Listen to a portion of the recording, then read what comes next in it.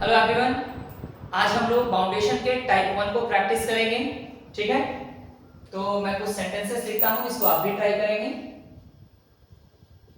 उसे क्या खरीदना है? First sentence. सेकंड, आपको उसे क्यों नहीं बुलाना पड़ता है? नेक्स्ट सेंटेंस, बच्चों को स्कूल जाना है। नंबर 4, क्या मुझे किताब पढ़नी नहीं है? नंबर 5, उसे कब आना है? उसे कब आना है? ठीक है, इन सेंटेंसेस को हम लोग सॉल्व करेंगे।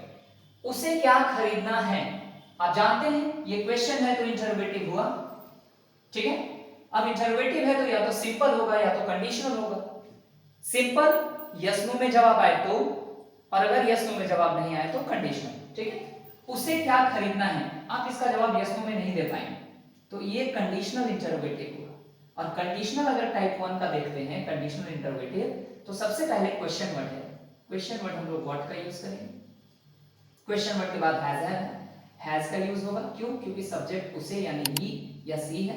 ठीक है, व्हाट हैज ही, उसके बाद उसमें टू प्लस गिवन है, then we can say what has he to bye.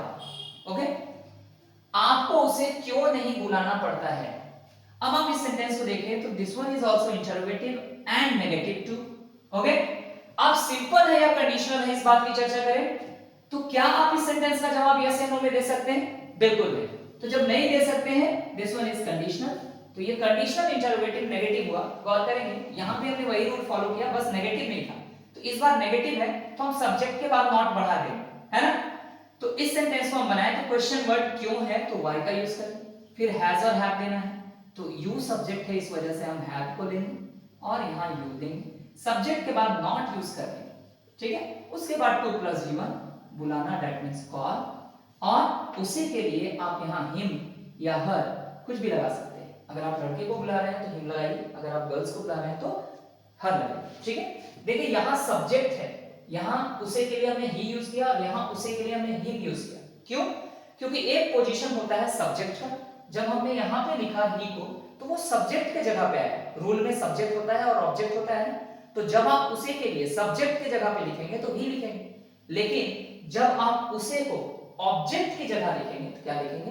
Him. इसी तरह आई होता है सब्जेक्ट, मी होता है उसका ऑब्जेक्ट, वी होता है सब्जेक्ट, अस होता है ऑब्जेक्ट, है ना, सी होता है सब्जेक्ट और हर होता है ऑब्जेक्ट। तो सब्जेक्ट और ऑब्जेक्ट के प्लेस पे लिख रहे हैं तो वर्ड्स में थोड़ा चेंजेस आएगा। ठीक है, बच्चों को स्कूल जाना है, अगर मैं इस सेंटेंस को बनाऊं तो ये एफर्मेटिव है। क्यों? क्योंकि क्वेश्चन तो है नहीं, और क्वेश्चन नहीं है तो बचा अफर्मेटिव और नेगेटिव। नेगेटिव का सेंस कहीं दिख नहीं रहा है, नहीं कहीं दिखा नहीं, इसलिए ये अफर्मेटिव है, और अफर्मेटिव में सबसे पहले सब्जेक्ट है, that's why we are going to use children. After children we have to use have. Children have to go. अब जरा मुझे बताइएगा, बच्चे कहां जा रहे हैं? तो स्कूल जाना है ना। कभी भी आप किसी भी जगह से जाकर के जुड़ेंगे, कभी भी आप किसी भी जगह से जाकर के जुड़ेंगे तो उस प्लेस के पहले टू लगेगा, और कभी भी किसी जगह से अलग होंगे तो उस प्लेस के पहले फ्रॉम लगाएंगे। तो हम स्कूल से जुड़ने जा रहे हैं, अलग होने जा रहे हैं, तो स्कूल जा रहे हैं इसका मतलब उससे जुड़ेंगे ना, तो वहां हमको टू स्कूल लिखना होगा। मार्केट जा रहे हैं तो क्या लिखेंगे? टू मार्केट, है ना। मंदिर जा रहे हैं तो क्या लिखेंगे? To temple. ठीक है, इसी तरीके से अगर आप पटना जा रहे हैं तो क्या लिखेंगे? टू पटना। तो जब आप किसी जगह से जुड़ेंगे तो उस जगह के पहले टू देंगे, ऐसा रूल है, और अगर आप किसी जगह से अलग होते हैं तो उसके पहले फ्रॉम देंगे। ठीक है, तो हमारा सेंटेंस हो गया children have to go to school. Now the next one, क्या मुझे किताब पढ़नी नहीं है? क्या मुझे किताब पढ़नी नहीं है, अगर आप इसका जवाब देंगे तो आप यस नो में जवाब देंगे, इसलिए ये सिंपल है, क्वेश्चन तो है ही और नहीं लगा हुआ है तो नेगेटिव, सिंपल इंटरोगेटिव नेगेटिव। तो सिंपल इंटरोगेटिव नेगेटिव में पहले हैज या हैव है, हम यहां हैव को सिलेक्ट करेंगे because the subject is I. Subject कौन है? आई। हैव आई, उसके बाद नॉट देंगे, नॉट के बाद two plus given, to read object a book, है ना। आप अपने बोलचाल की भाषा के अनुसार इस नहीं को कहीं भी एडजस्ट कर सकते हैं जहां आपको सुविधा हो, but in English you have to use not right here, okay. Have I not to read a book. The last sentence, उसे कब आना है, ये सेंटेंस क्वेश्चन है, इंटरोगेटिव हुआ, जवाब यस नो में नहीं आएगा, दैट्स व्हाई कंडीशनल। और कंडीशनल इंटरोगेटिव में सबसे पहले क्वेश्चन वर्ड कब के लिए हम लोग व्हेन का यूज करेंगे, उसके बाद हैज या हैव, तो हैज लगा देंगे क्योंकि सब्जेक्ट उसे है, ही। देखिए फिर से हमने उसे के लिए ही लगाया क्योंकि ये सब्जेक्ट के जगह पे लिखा, ठीक है। When has he to come, okay. So this is all about the practice of type 1. In the next video we will meet with type 2. Thank you everyone.